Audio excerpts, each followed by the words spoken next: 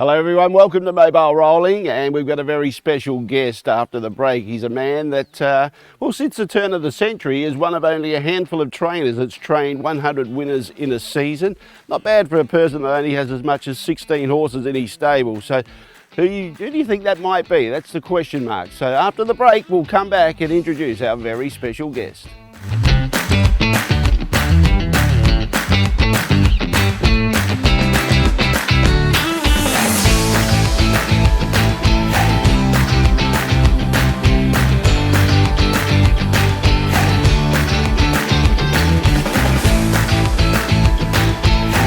Welcome back to Mobile Rolling. Well, did you guess right? Here's the man, Les Harding. Les, welcome to Mobile Rolling, and congratulations on being one of the rare trainers to train 100 winners in a season. Like you say, it's not a bad job for someone who's only had 15 or 16 horses in the stable at one time. Yeah, we were pretty lucky that year. We had a pretty good team of horses like Fistful of Dollars and Zanardi and a lot of those type of horses. So helps a bit. Yeah. Where did it start with Les Harding? I mean, is there family members that are in the sport of harness racing before you? Well, how did you get involved? No, not really. No, with a bloke, we used to live at Enfield, and a fella a couple of streets up, Bill Ellis, had horses. So we just went hanging around there, and it all started there. And after that, I also helped Len Sugars for quite a while. Yeah. Bill Ellis, is that the nickname Buddy Ellis? Is that the same guy? Buddy's the son. Son, okay, yeah, all right. And the colours that they used to have, the Ellis family, were that the same colours that your brother Kevin took over, like a gold with a... No, they're the opposite to that. Yeah. They had black with gold. Actually, Okay. Kevin's colours were from Kerry Clark in Victoria, the same as his, the same Michael Harding uses now. Yeah, right. Yeah. Okay, so let's talk about the introduction into harness racing. How young were you, and was Kevin there with you at the same time? Both got involved at the same time? Yeah, pretty well. Yeah, there was a heap of young fellas used to go around there, and we'd all take turns having a drive, and eventually, it all went from there. He had a lot of nice horses, but the best one he had was Sugar and Spice, the trotter. She won the Australasian Trotters Championship. And after that, he had a couple of real nice horses called Atari and Sicey, that terrific winners at Wayville. And then it went on from there. And actually, I trained my first winner was trained by Buddy Ellis, the son, and it was actually Des Farrow owned a half of it. So it all gets sort of mingles in amongst all the young blokes who used to hang around the place. Yeah. So was that the first winner that you drove? Yeah, Cherubin at Wyalla. Okay. Yeah. I do remember Sicey because even Uncle Bob used to drive Buddy and Bill Ellis as well. And I remember it winning at Wayville one time at 66-1 many years ago, you know. But gosh, so how old were you when you started doing this? Probably, I was still going to school, probably 12. Yeah. Because we only lived a couple of streets over. And then, and that was, you just get up and you help, and then after school you'd be back there doing jobs as well. Yeah. So that location was where? At Enfield. Enfield. Yeah. So where'd they do their track work there? We used to walk over to Clemsig. Used to cross Hampstead Road, Mullers Road, and North East Road. You'd never do it these days. Yeah. And that'd be in the sulky with the horses taking them to the track. Yeah. You just walk all the way over and back. Back in those days, was it dirt or bitumen roads that were there? Oh, both. Both, yeah. Both, yeah. So it's developed really well now, yeah. All right, so that was as a young man. That's how you got involved. You got the bug, and you had your first winner. You had to travel to Wyalla. That's what a lot of young drivers had to do back in those days. They had to go long distance to get their drives, didn't they? Yeah, it was actually on the June long weekend. I think it was in the early 70s, so quite a while back. It was good. All right, so here we are at your property now at Globe Derby. What was the transition from back in those days to get to here at Globe Derby? I got married, and Mary's father, Joe Webster, this was actually his place, and we built the house next door. And when Mary's parents died, we sold that place next door to Matthew, and we had this one here, and we've been here ever since. Well over 40 years. Probably one of your biggest achievements is Mary, isn't it? How'd you snare Mary? Oh no, you got that right, mate. Like she's the backbone of the family. She's always there, isn't she? And just going strong and making sure everything's right. Exactly. Yeah. No, she does a great job with got 5 granddaughters. She looks after them as well, and little Brookie, David and Danny's daughter. She's here all the time. So it's a big job for her, and she works full time as well. So. No.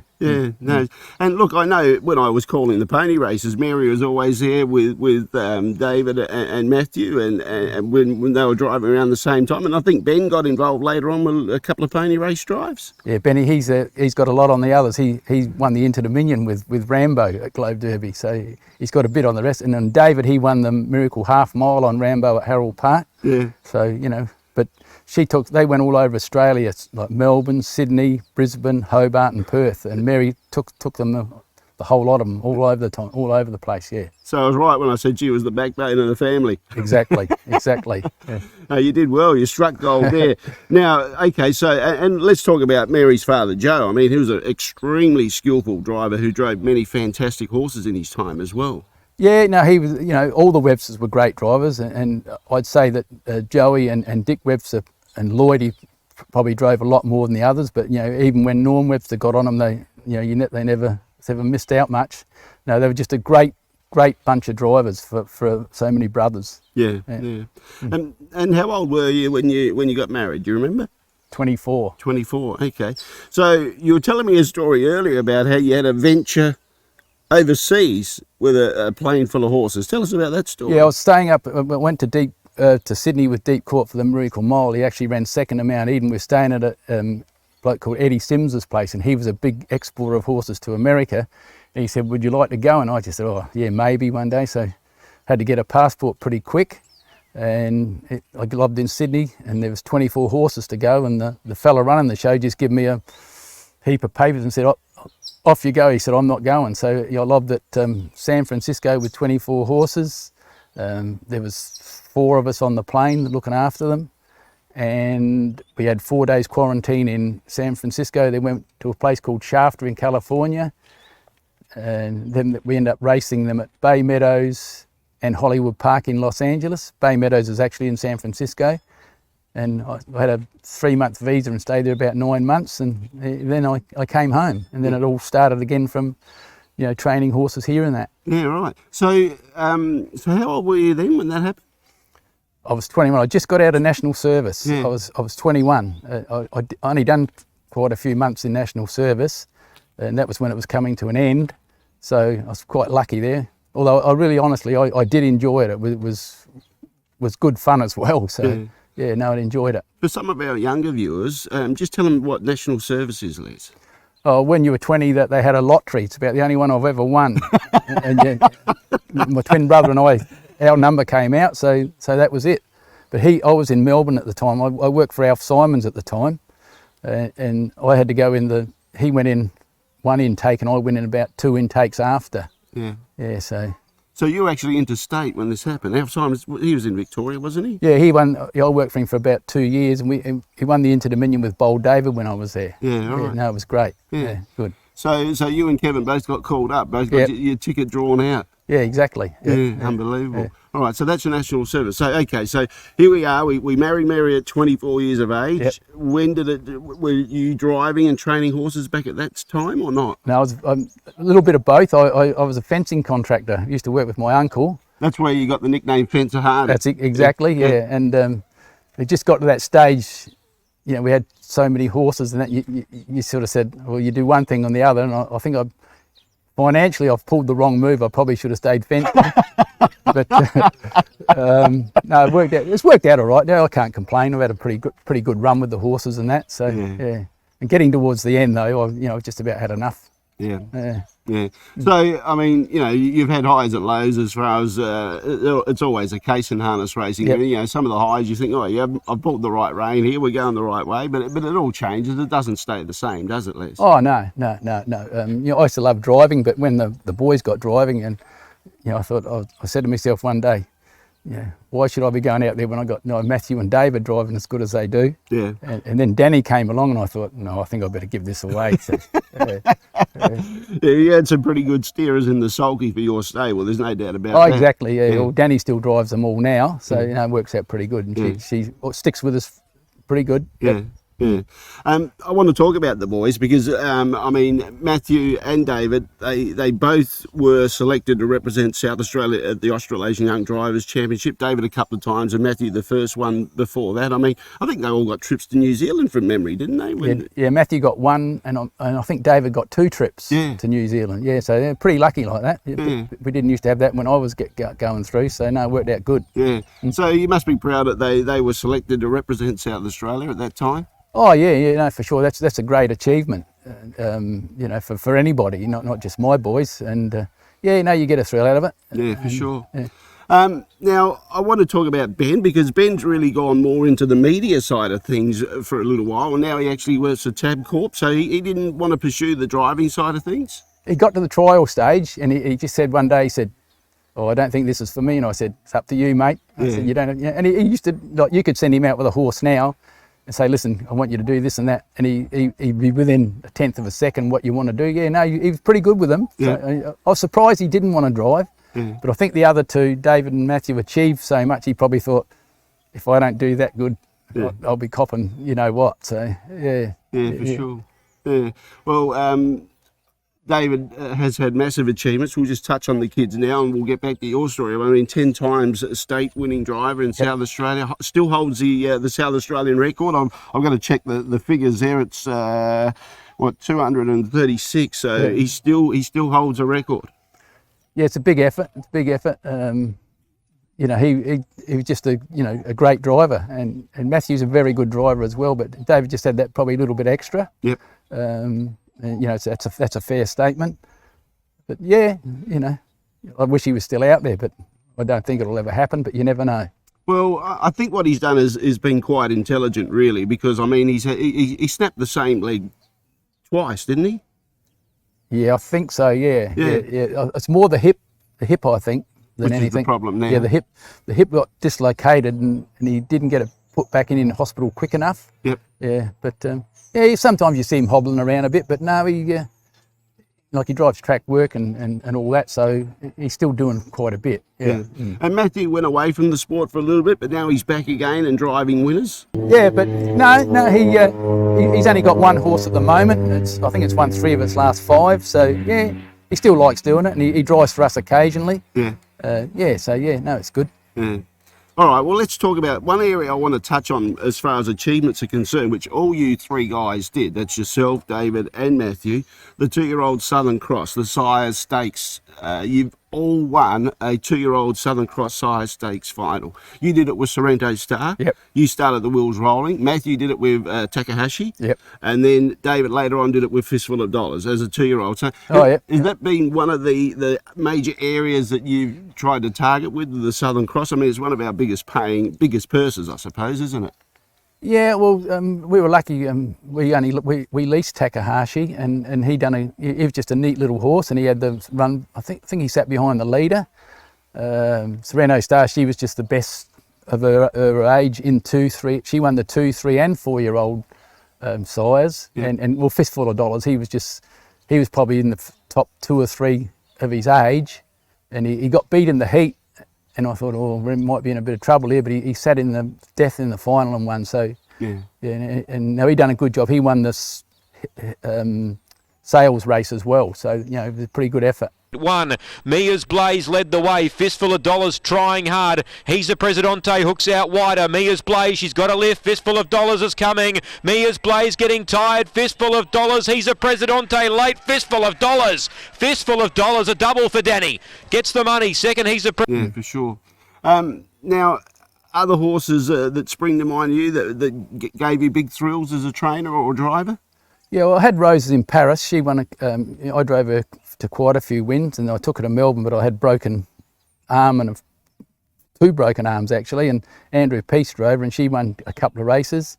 I took Probate there. He won, and a horse called Satan Commands, who you'd know very well. He won. So yeah, no, it was pretty good. Yeah. How'd you break your arm?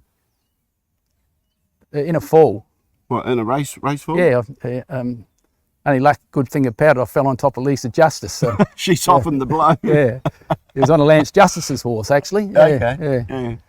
All right, and no aches and pains from that arm now? I mean, what are the breaks you've had in race falls? That's one, obviously. I broke both bones in both my feet at Gawler one night, Yeah. and I was in a wheelchair for a little while. Yeah, but I've had, I've got 2 new knees now, and I think it all gets back to race falls. Yeah. Okay. But no, going all right, though. Yeah. All right. Other horses that spring to mind that have given you a big thrill in the time. You've spoken about interstate visits and stuff like that. What else do you think springs to mind of good victories or something that you went home and you were pretty happy with and celebrated? Oh, we had the Gawler Cup wins with Better Party, Al Jericho, and Zanardi. They all won Gawler Cups. And they were just 3 terrific horses. Like, we only had Better Party for a very short, probably 18 months or a little bit more, and he won over 100,000 in South Australia, so he done a great job. And Al Jericho, he was a terrific horse. We've had quite a few. I remember years ago we had a horse, Narrabeen, won the Strathalbyn Cup. I drove him myself. Yep. He was a pretty good horse. Adios Flight, he won quite a few good races. And you had some horses that get right up into the fast class and all that, but not quite into the minion class. But A little while ago, I interviewed my cousin Wayne Jaques, and I spoke about his dad Bobby, my uncle, and I pointed out how you and Bobby dead heated in the South Australia race. He drove Mini Child, you drove Lacubra. Yeah, Lacubra. Yeah. Did you train Lacubra or no, was she interstate? Adrian Pettit. Adrian Pettit. He was living at Ballarat at the time. Yeah, he trained it. Yeah. Okay. Do you remember that? That was many years ago. Yeah, I do actually. Yeah. You got a good memory. I'm trying to find out what year it was actually. When we pulled up, we didn't know who won, so it worked out good when Bobby was quite happy. Our milkman actually was quite happy. So yeah. That was back in 1980, Les. Yeah, a little while ago. So you've been driving a while. Yeah. Now I haven't had a drive for about 4 or 5 years now. So, but first up, you think, when David got hurt, people said, "Oh, you're going to drive?" I said, "No." I thought about it, but I said, "Nah." Yeah. No. Speaking of the South Australian Oaks, So Deep, she was a good filly that you trained as well. Yeah, trained her for Richard Noble, the doc. She won the Mermaid Stakes and then the Oaks the next week, and then we took her to Harold Park and she ran second in the. I took her myself. She ran second in the $100,000 Oaks, and then we brought her back, and I just said to Richard, I should be sending this horse to Harold Park with Blake. So in that Blake Fitzpatrick, she done very, very well up there actually. Yeah. Okay, I'm looking at some of the other horses. You mentioned the Gawler Cup, Zanardi, Better Party, Al Jericho, the Kapunda Cup, Power in Disguise, Shanghai Knight. Yeah. A couple of good victories there. What about some of the owners that you've had with your horses, Les, over the years? I mean, because I know you've always, whenever we've had a chat personally, you say, some of the owners have been fantastic to me, and helped me out. Yeah, everybody actually. I've never had any trouble with owners. Probably the main, two would be Tom and Diane Roberts. They had Sereno Star and the other one I said before, the Command horse, Satan Commands. Command, we had great run with their horses, and then of course the Butterworth, Merv and Meg Butterworth. Just before Christmas, trained over the 100th winner for them. So which I was quite more than pleased about that. Yeah, and we still got horses for them here now. So. Yeah, so that's about it. And really, you've only been training for Merv and Meg over the last 3 or 4 or 5 years, maybe, would it be? Or how far back does it go? Yeah, not much longer than that. No, so to get 100's pretty good. Yeah, in a short time, yeah, for sure. But he does give you nice quality horses as well, I think it's fair to say. He gives you something to play with, Yeah, it's good when you get them straight from New Zealand. They're the ones like Crystal Sparkles and those sort of horses. She won 16 races, and they're the ones, if you get them straight from New Zealand, you do a lot better because they're pretty good horses. And you can mix paces and trotters. I mean, the Gawler Grimmel Trotters Cup, King of the Roses. Ken Rogers got it home in 2019, and before that, the Night of My Life, David got it home in 2011. So you don't mind having a trotter on the premises? No, good. I see King of the Roses. He still holds the track record at Glowdo, but even years ago. We had Fergie's Rocket and West Ham. They had the Inter Dominion was here, and they didn't have the Inter, but they had this other Trotters series, and West Ham won a heat, beat Table Card and Dick Lee's mare, something girl, and Fergie's Rocket won the consolation. So they were pretty good trotters as well. Yeah. And then I've had a lot of others like El Carla, Born to Trot. And the best one I ever had was you probably wouldn't even remember, was a horse called Seal King. Yes, I remember Seal King. He won 4 Saturday nights in a row Spelled here. Ceil. Yeah, King, yeah. And I took him to Moonee Valley, only because he'd been sold to America. And the bloke said, "You want to take him to Moonee Valley?" And I said, "Yep." So took him over there, and he went straight to America. I think he went to Canada. Yeah. Yeah. Yeah, for sure. You mentioned how getting back overseas went to Canada. I mean, you said you took a plane load of 24 horses to America. Yep. But David himself has made a trip over there as well. He did an American trip too, if I remember rightly. Yeah, we bought 2 horses from Victoria, Star of Stony and Owl Bazaar. Yeah. And one we had here, I can't even remember its name now. And they went to San Francisco, and it didn't work out there real good, so we sent them across to New Jersey, and David got teamed up with Mark Lewis, Chris Lewis's son, and we done okay with them. They won a few races and ended up selling them. So and then David couldn't get home quick enough because it was around in September that 9/11 was on. Yeah, right. Yeah. Did David drive over there? Not in a race. No, he wasn't permitted. You got to what? Yeah, it's a lot different over there. I actually drove in a couple of sort of not real what you call proper trials, but you know, if you'd have stuck at it, you probably could have done it. But it just seems it's entirely different. Every state you've got to have a different license. Yeah. You know, you've got to have a license for each state. That's when I was there, so I just didn't worry about it. Yeah. All right. So if I said to Les Harding, what's the best things that you've enjoyed about harness racing since you've been involved? What would some of those best things be? Obviously winning, but no, I just enjoy it. I still enjoy it now, you know. Don't work quite as hard now because we haven't got as many, but it's still a lot of work. Yeah, no, I just enjoy everything about it, yeah, everything. And what's the thing with the golf buggy? I see you riding around in a golf buggy all the time. What's that all about? Saves my knees for starters. You got new knees? Yeah, they're not, yeah. But no, it's funny because when I got it, I remember David saying, what does he want that for? And I come home 2 nights later and there's David and Mark Norman driving across the car park to visit Mick Norman in it. So no, it's been the best thing we ever got. You know, I look after all Danny's bikes and Toby Ryan's and Lisa Ryan's bike, and I just hook them on one behind the other and take them over there race days, and sometimes it gets a bit wearing when you're sitting here 10 o'clock at night and you think, oh, it's raining, I've got to go and get those bikes. But you know, I enjoy it. I just do it for them. It's good fun. Okay, so they keep their bikes here at your property, save them transporting, and you just hook them on the back of the golf buggy and take them over to Globe Derby, which is, 500 metres to the racetrack where we are now. Yeah, no, it's the best thing I ever got. Yep, no, it's terrific. Yeah.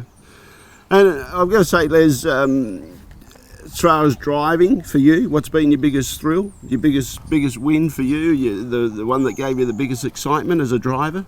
Probably the first one, because I had about 50 or 60 drives before I drove a winner. Yeah. Yeah, so no, that was good, but no, I just enjoy any of them. Like, I used to like driving the trotters. You know, I used to really enjoy winning on West Ham. I really got a thrill. And when they were in the same race, Trevor Kelly used to drive Fergie's Rocket for me. Yep. And you know, they were just 2 real nice horses around the place. Yeah. Yeah. And as a trainer, the biggest thrill for you as a trainer, can you nut it down in one, or is there 2 or 3? No, it's just the Gawler Cups and the Sire Stake finals. You know, I think we won 6 or 7 Sire Stake finals with Fistful of Dollars, and Sereno Star, she won 3, and Takahashi, and there was one other one won the 3-year-old one. Just they're all good fun. And you get a kick out, you know, won the Kapunda Cup for Mario D'Alessio and his sister and the rest of the owners, and you get a thrill out of that. You know, they've never had a race like that, but you know, win a good race like that. Yeah. So what sort of advice could you give to a young person that wants to get involved into harness racing, Les? What's some of the thrills that they should expect? It's not easy. I feel for a bit for the young ones today, you know, like to have a property and you know, to get even a place like this near a track, it's a big thing. But you know, I'd say you start off with someone that's successful. Yep, know what they're doing. Know what they're doing and learn from them, and just gradually get your own horse and move on from there. That's what most of us have done. So Yeah, so that was about, you know, really, it's really hard for young people today. Yeah. Very hard, yeah. You make a good point there, because it doesn't matter how long you've been involved in the sport, you're always learning something new, aren't you, Les? Oh, exactly. You know, like I've been to New Zealand that a few times, and you see how people do things, and you think, geez, I never thought of doing that. So, yeah, you learn all the time. We've had that many people stay here over the years, and you learn different things from as well. Mm. Well, some of the major horses that have stayed here, because I mean, you've helped them out when we've had SA Cups and major races. Oh, you know, we used to have like Brian Hancock was here for a while, and Paleface Adius, he was probably our favourite. Yep. And Laurie Moulds and Kevin Newman with those horses. Yeah, and I couldn't count how many people from Victoria, be unbelievable, that have stayed here over the years. Yeah. Backed off a bit now because they don't seem to come as much as what they used to, and like Emma Stewart and Peter Tonkin used to come quite regular. Yep. Drove a couple of winners for him actually. Yeah. He still reminds me. Yeah, and David was his number one guy when he's here as well. We won the heat of the Inter-Dominion for him. Yeah. So no, and David he was still driving Emma Stewart and Clayton's horses until he got hurt. So yeah. Well, Les, it's been a good time in harness racing. You've had a lot of success, and you've seen your sons grow up within the sport and have great success as well. You probably wouldn't change anything, would you? Nah, not a thing. Yeah. No. Probably stake money would be handy, but that can't be worried about that these days. Yeah. Hey Les, thanks for your time, and congratulations on a great career of harness racing. You've done very well, and great to have you on Mobile Rolling. Thank you, Jimmy. There we go, there's Les Hardy.